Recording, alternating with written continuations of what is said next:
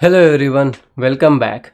Today I am going to do another topic from Lexicon Ethics series, and today's topic is uprightness. Now, before we start today's class, imagine something like you are standing straight with confidence and also your back straight and your head high. That straightness of body is like uprightness in character. So, uprightness simply means being honest, responsible, and moral even when no one is watching. When you are upright, people might not praise you immediately, but they will respect you forever. Let me give you a simple example. An IAS officer refuses a bribe. At that moment, others may feel he is strict or stubborn, but slowly everyone begins to trust him because they know this person will never compromise on truth. So, uprightness is like the backbone of your character. Without it, everything collapses. Now, the question, how do we become upright? It doesn't suddenly come after becoming an officer. It starts right from childhood when the parents teach us and like don't lie, don't take others' thing and be responsible.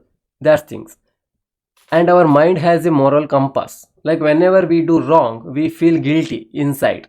So even if no one knows, that pain pushes us to stay moral, especially for civil servants. Uprightness means strong ethics inside and ethical behavior outside.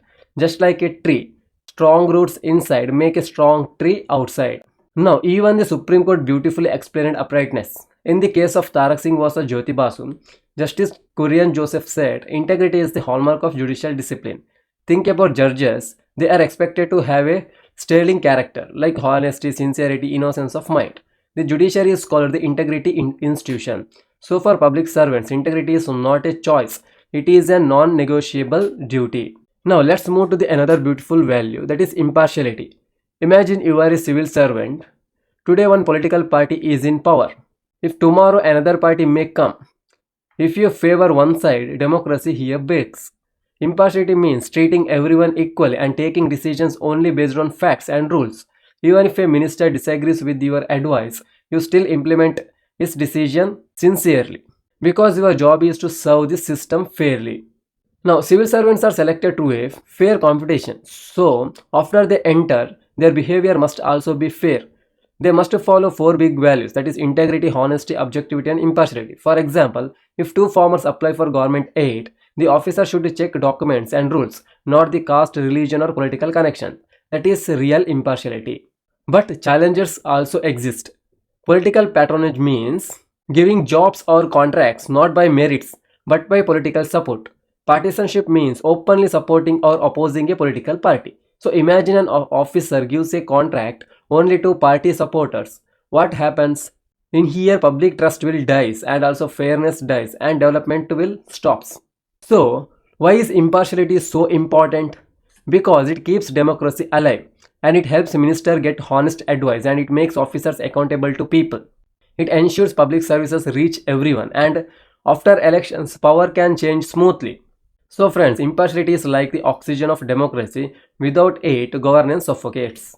Now let's understand neutrality. Neutrality means giving honest advice without political color and implementing decisions sincerely even if you personally disagree. For example, think about election commission.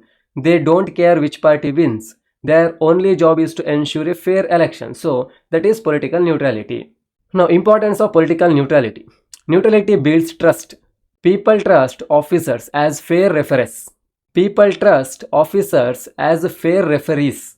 Ministers trust that rules will be followed. And within services, promotions remain fair, not influenced by politics. But neutrality does not mean silence. Officers must speak truth to the power in the public interest.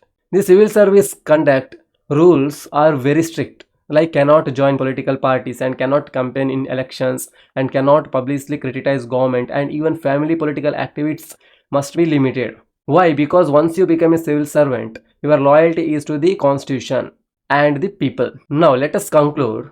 Uprightness means personal honesty and strong character, and impartiality means equality without bias, and non-partisanship or neutrality means staying away from politics and serving any government equally.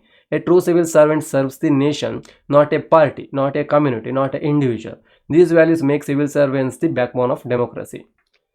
So that's it for today's class. I hope you understand these values with clarity. In the next session, we will continue more ethics concept from Lexicon. Till then, don't forget to like, share and subscribe.